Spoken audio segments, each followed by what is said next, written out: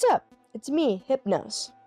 I may or may not have done a rebrand with a couple of little changes here and there for the channel. I just wanted to change it up to make it more me, I guess. This is the third part of my Cringetober series that maybe will be finished in an October some point in the future, but honestly, it's just a prompt list I pull from nowadays. Today's prompt is Complex Outfit featuring my OC, Aris.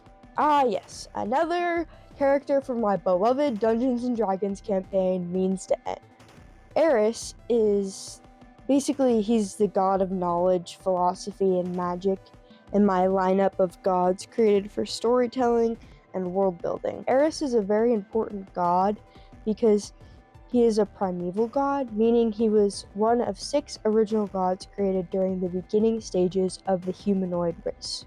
I say humanoid race because there's also humans and orcs and elves and all that stuff. He was created from the first human's awareness of knowledge needed for expansion, and the reason why this knowledge of expansion is so important is because humans were created in the first place, so there would be vessels to begin to understand the complexity of the multiverse, so it wasn't just the gods and the primordials who would be understanding all of this knowledge. It's kind of like a pet project in that way. Aris was the third god created. The first god was Gaia. She's basically the earth, and she makes up all the different planets and all this stuff in the main universe, and she's important. And she was created by the primordials. I mentioned them earlier. There's a primordial of creation named Nasir, and a primordial of destruction, Uasir. Basically, they're like the all-knowing, expansive people who created everything, and nobody really knows where they came from. And then there's the second god, who is Aeolus. He is the sky, and he was born to be Gaia's equal and her brother. This all happened during this sequence, the beginning of humanity, called the 7 centuries of creation. If you could guess how long it lasted, it might have lasted 7 centuries, believe it or not. His kind of lore, what I just explained, he's kind of middle child of these primeval gods, I guess. He is very close with the primordials over time, especially during these 7 centuries of creation, because of his problem-solving capabilities, because there's so many problems when creating the multiverse and stuff, and Aris is like, oh, what if we did this or this? And he helps solve those problems. During his existence, soon after he created his own realm called the Arcane and stuff like that, his equal was created. It's not his brother, but it's just his equal, and his equal is named Orlog, and he is the primeval god of carnage and ignorance and war, and he also rules over the orcs because of the historical event that happens with the first war that's created. He doesn't play a big part of anything socially between gods. He's kind of by himself. He's a really neutral god and all that stuff, but he's leaning more positive neutral than he is negative neutral, because later in the story he creates magic to defeat Elzor, who's the primeval god of evil, trickery, and lies during this war.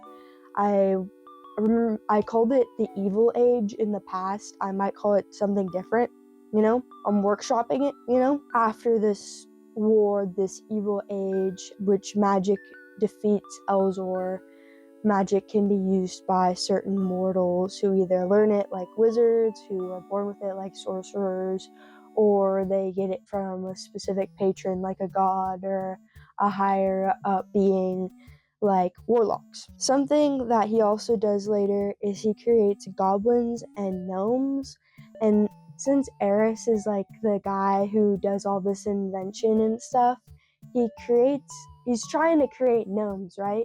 But at first he creates goblins, and that's my in-universe lore of why goblins are tinkerers, but they're like all of their stuff is way more jank and stuff like that is because they're basically just like failed goofy on gnomes, and I think that's kind of funny. And gnomes are kind of like the finalized version of like this kind of like race.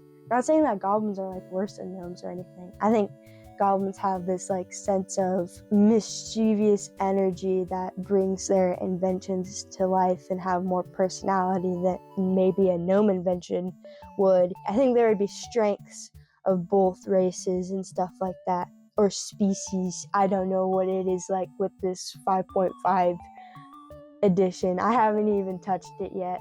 I use the 2014 edition still. So this is important for my players if they watch this video, because I'm a dungeon master for this campaign, and this lore building segment might be a little important for what happens in the future of the campaign that I'm doing right now. Is that Aris is trusted with researching these alternate universes within the multiverse of all of the different universes, but specifically alternate universes that branch off of the original main universe. And he is trusted with researching these different alternate universes and kind of understanding the causality of different reasons why certain things branch off.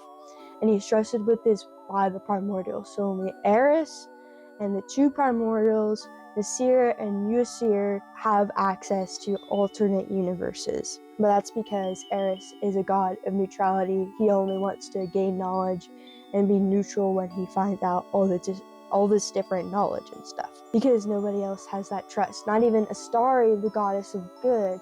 Because think about it, like, if it's not a truly neutral god, like if an evil god enters that space, then like, oh, they're gonna change something in these alternate universes, try to go to these alternate universes, or like stir up some stuff within the main universe, and that would be really bad.